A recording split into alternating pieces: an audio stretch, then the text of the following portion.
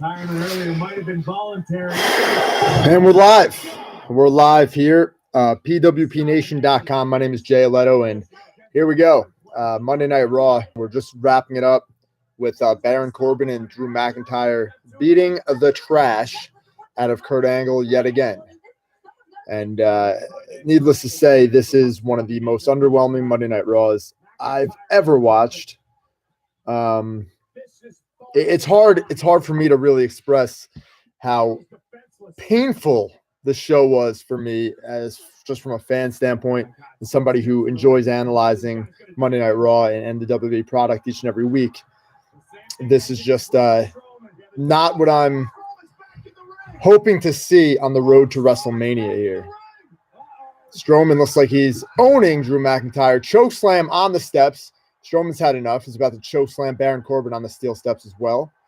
So it looks like the Portland crowd gets to go home happy. Braun Strowman, boom. Ooh, Corbin took a nasty bump right there. Drew McIntyre's bump was much better. But we're about to review this show, guys. Once again, I'm Jay Alletto. If you've never watched me before, I'm the owner and founder of pwpnation.com, one of the top pro wrestling websites in the game. I can say that confidently. And we've been doing it since 2012, and we have many more years to come. So if you like the content, please head on over to pwpnation.com, hit that subscribe button down below, and like this video if you're enjoying what it is I got to say. Let's kick this Raw review off, just going down the card, man. And there's really not much to talk about, so I'll make the best out of it.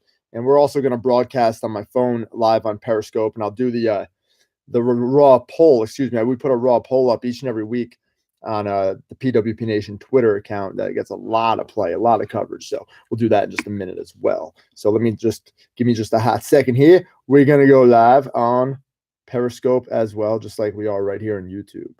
So, yep, Feb 4. I think the interest in Raw tonight is pretty low because not much really happened.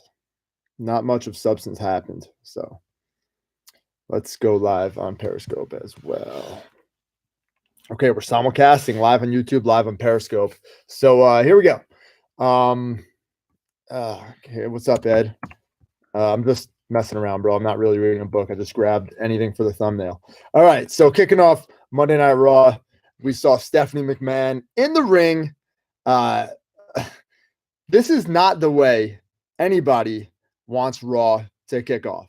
I don't know a single human being that wants Raw to kick off with Stephanie McMahon in the freaking ring. I know I don't want to see her in the ring to kick off Monday Night Raw ever again, but nonetheless, we get her, and we already knew that Becky Lynch and Stephanie were going to have a in-ring confrontation tonight. So the interesting part here was Becky Lynch cut off Stephanie's introduction for her in classic Becky fashion and basically came down to the ring with her attitude. Stephanie told the story. She told the story of Becky getting injured at the Royal Rumble. The funny thing about this is Stephanie's explaining to the fans how look, Becky just hurt her knee from Nia Jax. Becky just hurt her knee. That's the funny part of it. Because I believe it's the right knee that Becky Lynch was holding in the still shot. Meanwhile, she's got the brace on the left knee. So for whatever reason, WWE completely failed on having the right knee injured. In this case, they chose the wrong knee. They put the brace on the wrong knee. These are little tiny details that I think they need to catch every single time they do any angle. You need to have quality control on your show, and they did not have it right here at all. So I was not a big fan of this segment. I saw people comparing this to Stone Cold Steve Austin and Vince McMahon. This was not even close, not even in the vicinity of Stone Cold and Vince McMahon. Okay, when Stone Cold gave Vince McMahon a stunner in the middle of the ring at Madison Square Garden, that meant something. Okay, Vince McMahon was convulsing on the ground. He was having a seizure on the ground when that stunner hit. This was a sloppy right hand from Becky Lynch. Stephanie goes down, doesn't get knocked out. She goes down, and Becky just continues to lay in the punches into Stephanie's guard. Stephanie's clearly dodging up. The whole thing, and we missed this. We missed this when it first happened. Stephanie was trying to fight off Becky after Becky sloppily tried to put on the disarmor, kicked Becky in her bad knee. And then after Becky threw around some security guards, she was escorted to the back. Highlight of this segment was Ronda Rousey backstage saying, something like Advil and sleep, bitch, or something like that. She dropped the old bitch bomb on ice and Advil, bitch. That's what she said. This leads to Ronda Rousey heading into the match against Liv Morgan. I can't even believe that they promoted this. Like, do we really think that Liv Morgan stands a chance against Ronda Rousey? No, zero chance in hell. And if you're watching on Periscope, guys, the reason I'm looking away is I am broadcasting live on YouTube, trying to build up this YouTube channel. So I'd appreciate it if you head over to youtube.com/PWPNation and hit that subscribe button. And if you're watching on YouTube, please hit that subscribe and that like button below. So here we go. Ronda Rousey destroys Liv Morgan quick, destroys Sarah Logan quick, and Ruby Riott kind of just backs down, walks away. So we don't get that third. We don't get Ronda actually running the Riott Squad gauntlet. We get to look forward to a Ruby Riott, Ronda Rousey one-on-one singles match in the near future, probably next week on Raw, I would guess. Heavy Machinery. Oh, man, Heavy Machinery. Listen, these guys, I don't mind them. NXT, they were fine.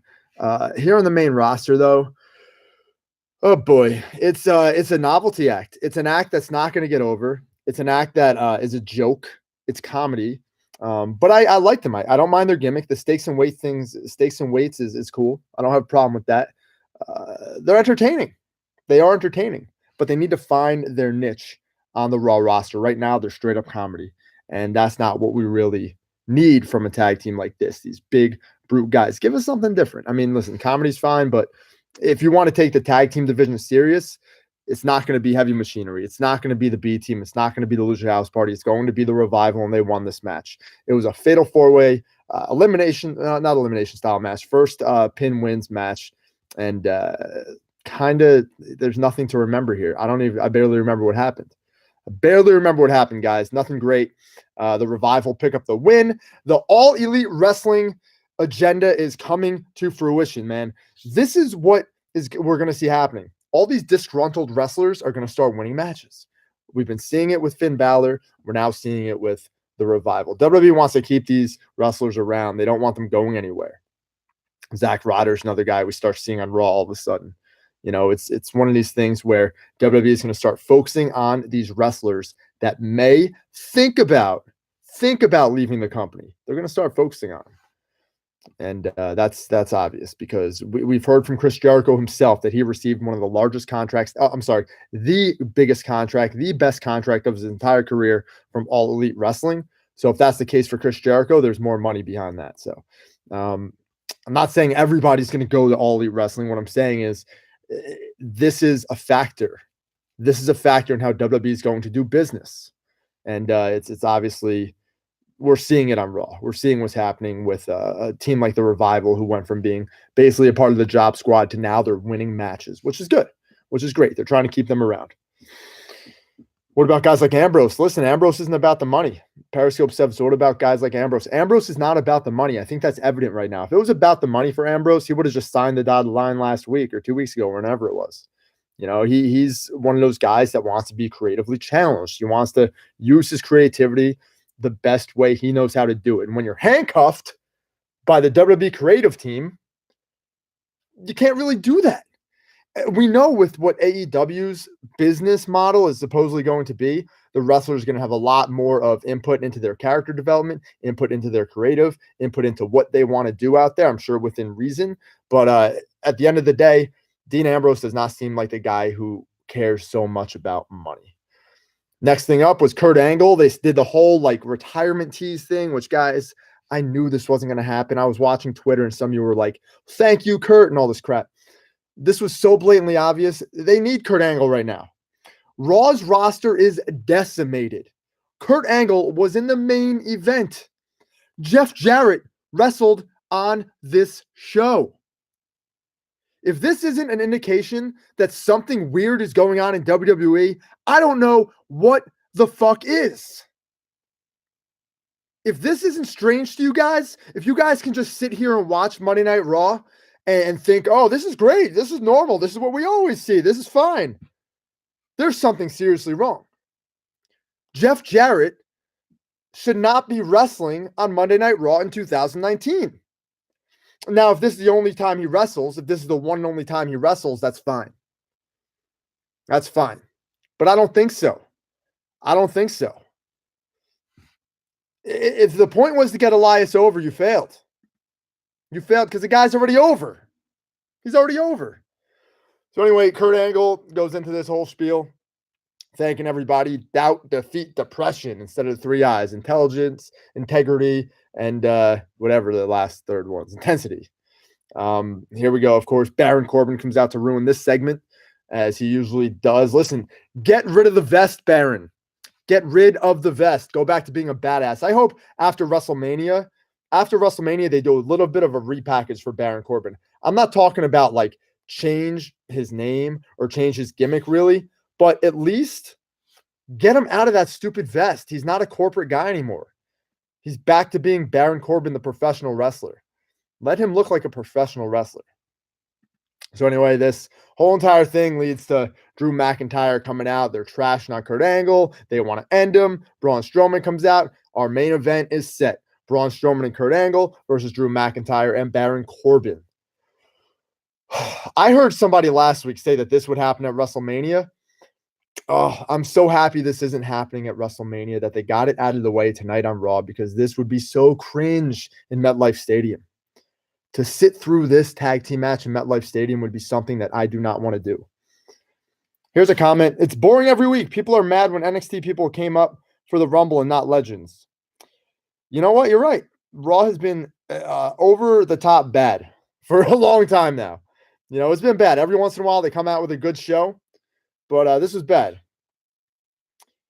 Please don't add Charlotte to the Becky Ronda match at WrestleMania. I'm sorry. I think that's probably going to happen at this stage of the game. Tomorrow night, we'll probably hear more about this whole entire story. Next up, we're told that Sasha Banks. We did have a funny little. I kind of skipped over this. I glossed over this before. We kind of had like a weird backstage interaction between the Boston Hug Connection and Nikki Cross and Alicia Fox, which was oddly entertaining to me. Nikki Cross, to me, she piques my interest a little bit. I'm not sure if she's a heel or babyface. Looks like she's going on the heel side of things, but she definitely piques my interest. I think she would have been a great addition to Sanity. I don't understand why they just didn't do what works and put her with the Sanity guys and actually push these guys. These guys were over in NXT. They put on some great matches in NXT. Why not give them an opportunity by adding Nikki Cross and completing the faction? So anyway, Becky Lynch suspended. They went over this again. Seth Rollins injured as well. Went over this. Rollins, Lesnar set for WrestleMania. We probably won't see Seth Rollins a while. Sasha and Bayley versus Alicia Fox and Nikki Cross. This is something I liked. I did like how Sasha Banks and Bayley got attacked right out of the gate. Backstage is where it happened. We didn't see it backstage, but that's where it happened. And the way they kicked off this match was Sasha and Bayley were fighting from underneath. And this isn't something that we usually see from WWE. Usually it's just, let's start the match. Both teams come to the ring and let's start the thing. So Alicia Fox and Nikki Cross are wild cards here. They're both a little bit crazy, both a little bit nuts. So this kind of made sense to me. I dug this. Come back from commercial break and Bayley's on the offense. Bayley's kicking Nikki Cross's ass. Now, this is where I got confused, because when we left break, Bayley was in trouble. And now she's ahead. It didn't make too much sense. But we didn't see Sasha Banks even get tagged in this match, because she herself is apparently nursing some kind of injury, but she should be cleared pretty soon, according to reports. So Vince doesn't like NXT. I don't think it's that he doesn't like NXT.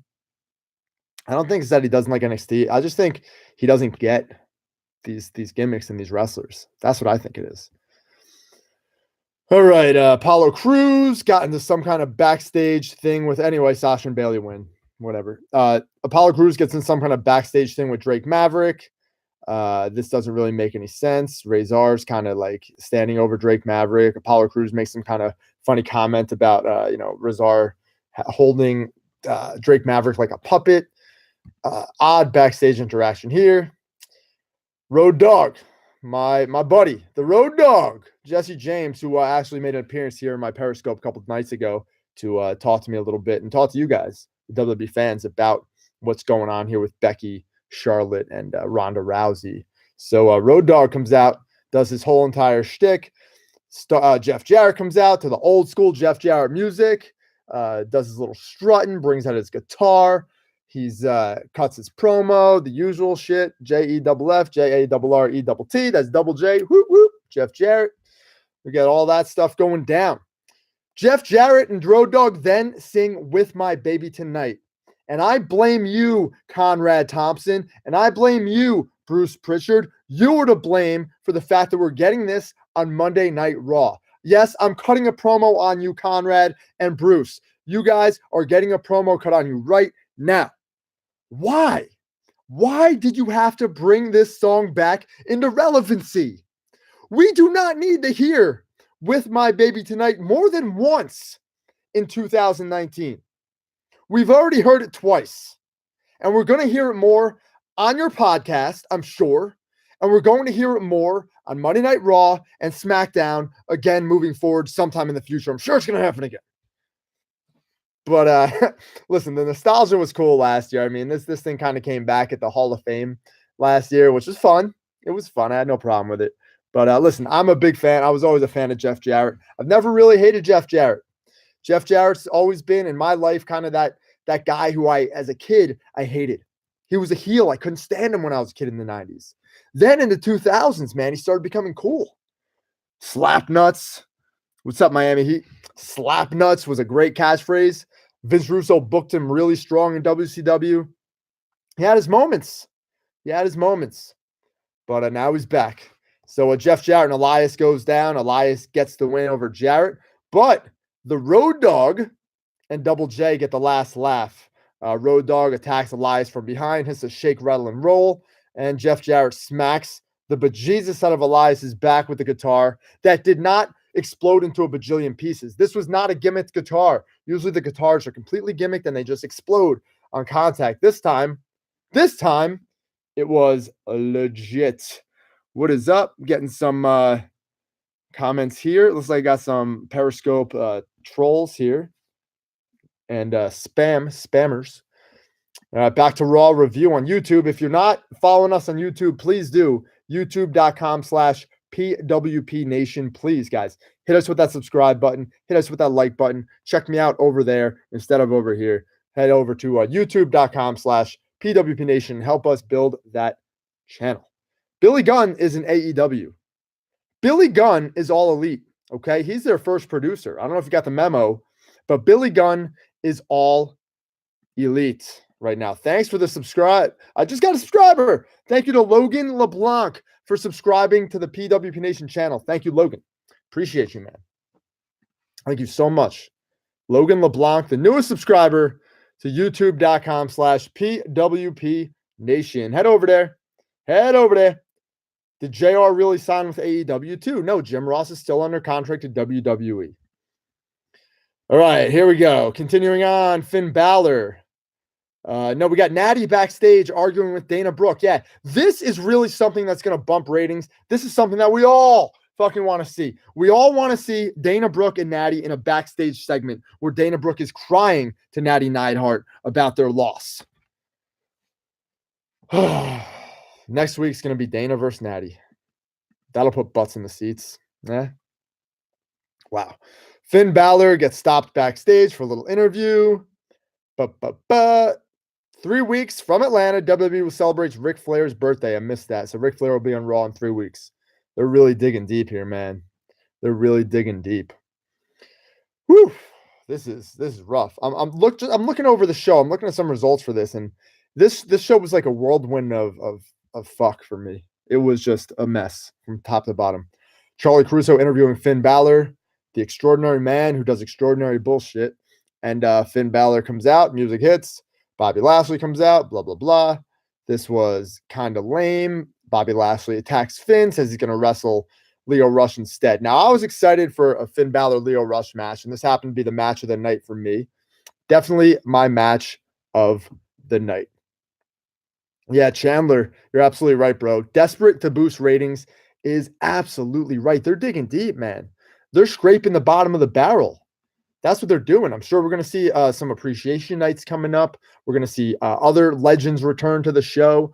It's something that WWE always falls into a rut with. they lean back on these legendary figures, on these Hall of Famers, and does nothing for the current crop of WWE superstars. Usually it does nothing. In the case of Elias, I don't think a match with Jeff Jarrett is going to do much for the guy. The WWE Raw audience hasn't seen Jeff Jarrett in a long, long, long time. The only thing they know is he's a Hall of Famer. Man, so Finn Balor, Lio Rush, yeah, they have a problem with it, Chandler. 100%. They cannot develop new stars. So Rush and Balor have a really good match. I thought this was solid. I would have liked if it started off fair. Would have been a little better if they actually could have had some time to put on an actual match. But we had the story of Bobby Lashley continually getting involved, getting thrown out, back and forth. Some solid spots, man. That weird springboard, like mini stunner, like snap stunner that Lio Rush did was really cool. Finn Balor eventually gets the win with the coup de grace, excuse me. Bobby Lashley runs out, and Finn escapes. And this leads right into a moment of excitement for everyone. That was just a fucking tease, man. It was just a tease. I actually agree with you. Roman is needed right now. Roman Reigns is a guy who is needed right now. Periscope says, we need Roman back. Yes, we do. I kind of hate to say it, but we do. The show is fledgling without Roman Reigns. Very weird to say for me, but it's true. So Paige comes out, right? And everybody goes crazy, but all she's there to do is to plug her movie. That's it. She comes out to plug her freaking movie. And we've seen the commercial over and over and over again. If you're like me on YouTube and watch YouTube, whatever, you see this commercial time and time again. I'm tired of seeing it. I don't even know if I'm going to see this movie. So Paige is here just to do that. She's like, you miss me? Sure, we miss you. Of course we miss you. You're entertaining. You're gorgeous. You always have something interesting to say, usually anyway. At this point, she didn't. She came out for 2 seconds, introduced the clip. We didn't see any more of her. So, lame, man. We come back, and I'm excited again. A Moment of Bliss has been pretty good so far overall. A Moment of Bliss is a segment that has some, I think, I'm going to say upside potential. I guess that's the right word, upside potential. I'm struggling to find the right word here. Let's go with that, upside potential. It's not there yet. A couple of these have been a mess, but I think it has potential to be a solid segment moving forward. Alexa Bliss is crazy popular. Yeah, so you're absolutely right. Chandler says, here we go. This is the best and worst moment of the night. I think you're right, Chandler, because we have EC3. EC3 finally debuts on A Moment of Bliss, and Alexa's flirting with the guy. Alexa's flirting with EC3. She even goes as far as saying something flirty to EC3, a double entendre to EC3. And I got it right here. I'm going to tell you exactly what it was in just a minute. She goes, I heard you have a very large bank account. All right. Thanks, Alexa Bliss, for that one. Thank you so much for that one. That one kind of made my night. Nia Jax comes out to ruin the entire segment. What she's used to doing. This is what she's best at. She's best at ruining shit. Nia, I know you're not going to watch this. I think there's a very, very slim chance that you'll ever see this clip. Very slim. But you are not good. Okay? And I think you know you're not good. I think you know that you suck. And it's okay to go back to developmental and learn how to actually do this job before going back to the main roster. Now, I know you were rushed up there to the main roster because you're The Rock's cousin and because they needed someone like you on the roster that is, I'm not going to say fat because it's not really fat. I mean, big. They had a spot for a big woman on the roster, and I think she fills that void very well. So, yeah, I think she filled that void that they needed. And that's that. She hasn't done anything really of substance on the WWE roster. She had a moment where I thought she was really improving back in, I want to say, I think it was 2017. I thought she was improving pretty well. She had a stretch of matches there where she looked pretty good. But ever since then, whenever that was, there was a moment where everything went downhill. Everything went to shit. And it hasn't changed for Nia Jax in a long time, and it's not going to. Her character sucks. She's terrible on the mic.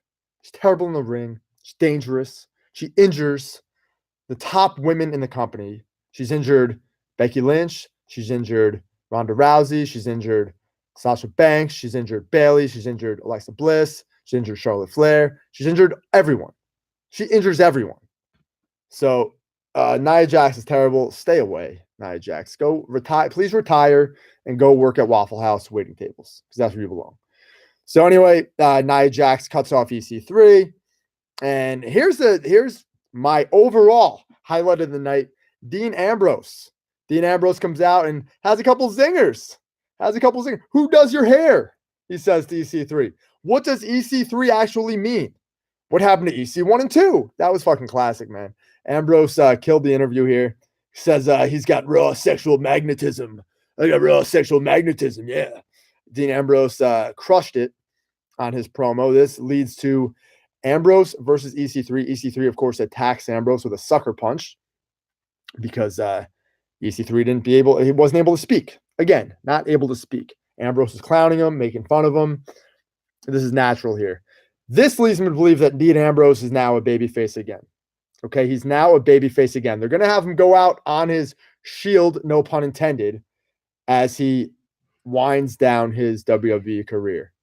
This stage of his WWE career. I'm not saying he'll never be in the WWE again, but it looks like to me that all indications are pointing towards Dean Ambrose being done with WWE after WrestleMania. And it's probably going to be the best thing for him. So EC3 versus Dean Ambrose goes on. It's a freaking quick match. Not much happening. EC3 rolls him up with some kind of bridge pin of some sort, and Ambrose doesn't even attempt to kick out, man. Doesn't even attempt. Yeah, he was completely buried, Chandler. He didn't even try to kick out. There wasn't even like one of those shoulder up at 3.5 or anything. He just laid there. So puts over EC3 here. And again, I really believe that Ambrose is on his way out. Back to Raw. Mojo Rawley staring at himself in the mirror. Giving himself a pep talk. What in the hell is happening here with Mojo Rawley? This show, man, this is one of the worst Raws of all time. It has to be. Nothing happened. Nothing really happened all night. There wasn't a single standout moment of this show. So Mojo Rawley staring at himself in the mirror, just pumping himself up. You know, the time is now. The time's about him. I don't like, what is this leading to? What's he going to do? Come out and wrestle No Way Jose again? Come out and wrestle Apollo Crews? Like, what's he going to do? What the fuck is he going to do? Drew McIntyre and Baron Corbin versus Kurt Angle and Braun Strowman is the main event here. I kind of wrapped this thing up in the beginning of my live stream on youtube.com/PWPNation. And basically just your normal stereotypical tag team match. Some hard-hitting action. It's always a pleasure seeing Kurt Angle wrestle. Always a pleasure. I always enjoy seeing Kurt Angle wrestle. But again, it's 2019. This is a kind of a Kurt Angle shell. You know, Chandler says, this Mojo Angle does nothing for me. So bland and confusing to a regular fan. Like, what's the point? This whole show seems so deflating. You're right, Chandler. You're absolutely right, bro. This whole show sucked. And, you know, I don't know what they're doing. Nobody knows what they're doing with Mojo Rawley here. He's obviously a heel still. That's what we know. He's a heel still. But what are they going to do with him? Here's a comment from Logan. Vince literally keeps Brock on as champion after Brock hit him with the title at WrestleMania last year. Okay. Vince needs to step down, says Ed. I don't know about that, dude. I mean, Vince is never going to step down. If you think Vince is going to step down, you've got another thing coming, bro.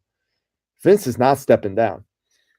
So anyway, Corbin and McIntyre seem to be setting up Kurt Angle for eternal damnation.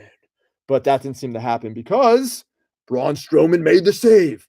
They brought the ring steps into the ring. And you know, whenever the ring steps get brought into the ring, somebody's getting slammed on them. It looked to be Kurt Angle, but Braun makes a save and choke slams both Drew McIntyre and Baron Corbin on the steps to end the match. And that's how Raw goes off the air with Braun and Angle standing tall. What the hell did I just do for 3 hours? Speaking of voice talent, where's Ziggler? Ziggler's on a hiatus. Ziggler is on a hiatus right now. He is on a freaking hiatus. And I don't know when he's coming back or if he's coming back. So I'm going to give my so I don't have my co-host here tonight, Aaron Ramadanov. He had to take a powder tonight, some kind of family stuff, and I didn't bring that up yet. I'm just bringing it up at the end here. I wanted to do this solo. And he's taking a powder tonight. I think he's got some kind of other commitment with his family or something. So hope to see you next week, Aaron. And I'm going to give my grade for this Raw, and I give this Raw a D. I give this Monday Night Raw a D. This show was fucking atrocious. This Monday Night Raw sucked. This Monday Night Raw was awful. If you are used to my content, which I hope I have some new viewers, but if you've ever heard me talk about Raw or SmackDown in the past, I've been doing these reviews on Periscope for quite a while. I'm new to the YouTube game, but here's the deal. I have praised Raw when Raw is good. When there is shit that I like on the show, I will tell you that I like the stuff on the show. When the show sucks, when I feel like the show is garbage, I'm going to tell you that the show is garbage. And tonight, I felt like I was in a fucking time warp. I felt like I was fucking back in time, man. Like I got into my DeLorean and fucking set the clock back to 1994 and fucking went back to goddamn Jeff Jarrett land to fucking watch him strut and play the guitar in Raw. And he never did that. He never played the guitar in Raw. He never did. He never sang either. But now we're getting Jeff Jarrett's singing abilities and the Road Dogs. This was bad, guys. So I'm gonna wrap this up on this note. Please check us out at pwpnation.com. Subscribe here on YouTube. If you like the show, please subscribe and hit that like button to help us out as we launch this YouTube channel and try to hit that 1,000 subscriber mark so we can start monetizing these videos. Okay? Help us out all you can. YouTube.com/pwpnation. And again, I love your comments. I love your questions. So if you have any of them, follow me on Twitter at Jay Alletto. That's JayAlletto. That's Jay Alletto, and also at PWP Nation. I'm accessible, man. I'm all over the place. I'm on Instagram, Snapchat, wherever you want to find me, you will. Twitch, hit me up over there. Jay Alletto. And PWP Nation is the site. Again, check us out. And I'm going to wrap this thing up, guys. Please leave your comments below. Let us know what you thought about Monday Night Raw, and we'll hopefully be here next week for Raw, myself and Aaron, and we'll have some more content, I'm sure, all week long. I'll be on Periscope a lot this week. We might do a YouTube show tomorrow night for SmackDown Live. I'm not sure if we have like a set plan for that, but either way, I'm going to be covering it in some way, shape, or form. Also, I will be attending NXT Live this Thursday in Toms River, New Jersey with my buddy JD from New York 206. You might know him at JD from New York 206. JD from NY, I should say. Check him out on YouTube. He hit that 100,000 subscriber mark. He's crushing it right now. So we're going to NXT Live this Thursday. So they announced WrestleMania Access today. Are you going? I'm probably going. Yeah, my buddy sent me a text about it. Got to try to get tickets to that. So anyway, I'm wrapping up this YouTube stream. Catch me on Periscope if you are not over there. But thank you so much for watching. I'm Jay Alletto, and I'll see you guys later. Peace.